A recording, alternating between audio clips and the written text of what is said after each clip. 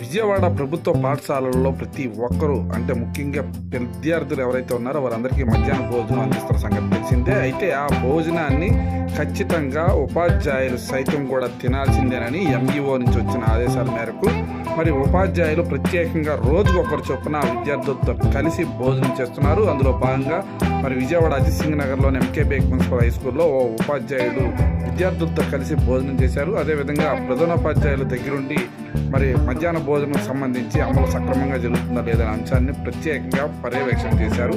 ఇలాంటి ప్రతిరోజు అనేక అంశాల మీద బెజవాడ న్యూస్ BTV ప్రత్యేకంగా కొన్ని కథనాలు ఇస్తుంది. దయచేసి ఆదరించండి, సబ్స్క్రైబ్ చేయండి, షేర్ చేయండి, 10 మందికి తెలియజేయమని మనస్ఫూర్తిగా కోరుకుంటూ మీ జర్నలిస్ట్ వెంకట్. నమస్కారం.